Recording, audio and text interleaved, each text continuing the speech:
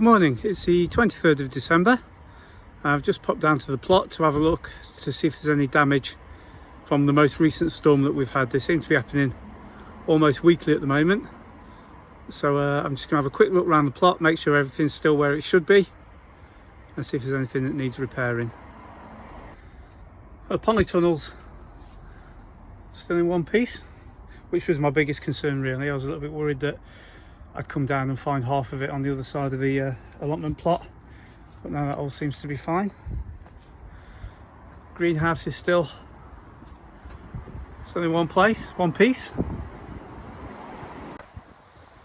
Unfortunately, it looks like the fruit cage has taken a little bit of a battering.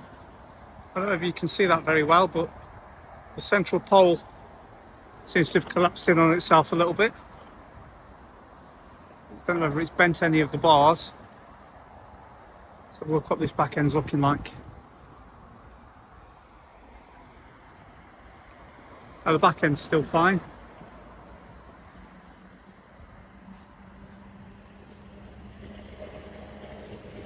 And this end's collapsed in on itself a bit. I think it's probably the fact that there's no cross beams across the roof.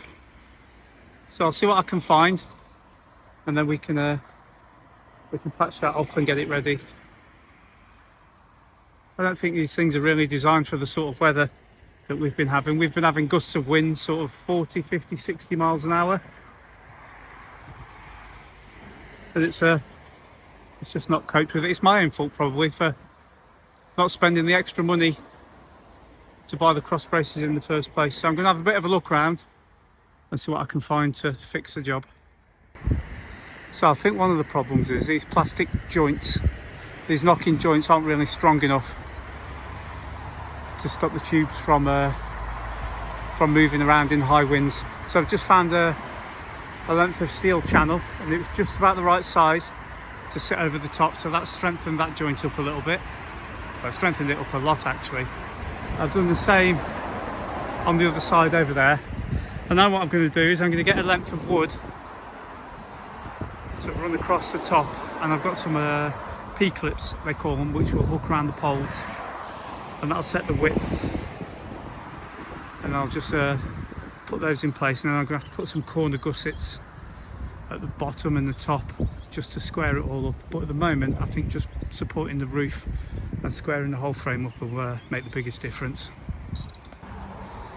So I've managed to find 3 lengths of wood to run across. I couldn't find one that was long enough because it's sort of over 5 meters long, this bed.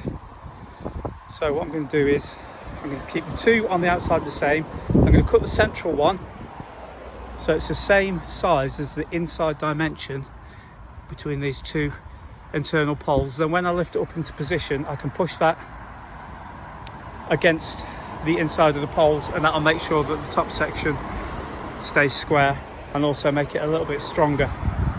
So what I'm going to do now is I'm just going to measure that up, cut it down with a handsaw, screw all the bits together, and then I'm going to lift it into place and hold it in with some plastic P-clips.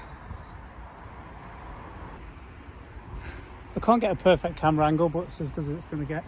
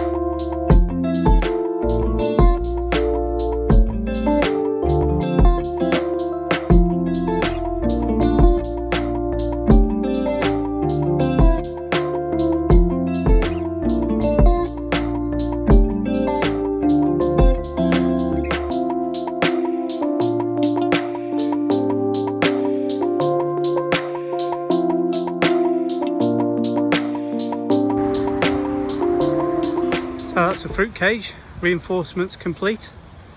I've put a couple of diagonals. You can just about see the cord there running from each corner, and I've done that on both sides of the tunnel, so that should stop any side to side, or reduce any side to side. And I've also put a guideline in. If you can see there, just on the bank. No, it's not going to pick up. I've put a stick in. I've put a piece of cord that runs to that, and when I mow the grass on the bank, I'll just unhook it and then tie it back in. But yeah, it's a lot more stable than it was. So what I'm going to do now, I'm going to take up these kale plants, take off what I can, harvest that, dig them all up, and I'm going to take up the raspberries. And I'm going to knock in the posts for the raspberry trellis. As normal, I got a little bit carried away. And what I've done is I've dug up all the raspberries, and along here you can just about see the slightly darker soil. That's compost. I put a bag of compost over the top and not two posts. So these are the autumn fruiting raspberries that I've put in here, and I've dug out the blackcurrant bush that was there and popped it in there, and I've just sort of tidied it all over a little bit. And these are the summer fruiting raspberries. I'm going to put those up on the other plot, but there's no time to do that now because it's lunchtime and I'm getting hungry, so I shall do that tomorrow morning. Good morning, it's Christmas Eve, 24th of December, and I've just popped down the allotment to harvest vegetables ready for Christmas lunch. It's raining at the moment and very windy, so I'm going to get as much done as I can, but I may not be able to film much of it because I don't want to get the phone wet. So I'm going to make a start now. A few weeks ago I harvested the parsnips out of this raised planter that I used to grow the carrots in, and although there wasn't a lot, they were quite nice parsnips. And the other method I did, or have done, is to plant the parsnips directly into one of my small raised beds. So I'm going to harvest those today, and then I'm just going to spread this compost over the top, and then that's another bed ready for spring. What's it have?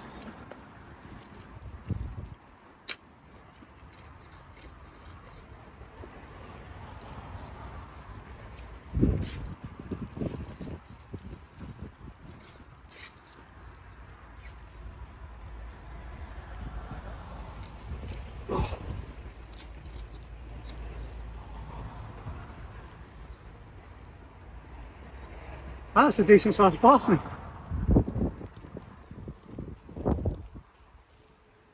With that one. So, purely out of interest, that parsnip is 20 inches or very nearly 51 centimetres long. I think that's the longest parsnip I've ever grown. I'm sure there's professional growers that grow them a lot longer than that, but that's literally the seed just dropped in the ground and left to do what it does. Not done anything to that.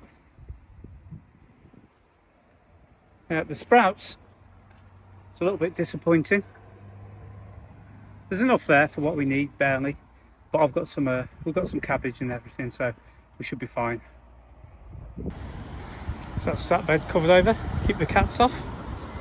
Just left those two parsnips in the end. I've got myself a cabbage out of there. So we've got sprouts, cabbage and parsnip. I'm just going to go up to the other plot and get some purple sprouting broccoli. I'll tell you what, it never rains, it bloody pours. This is the roof of the brassica cage.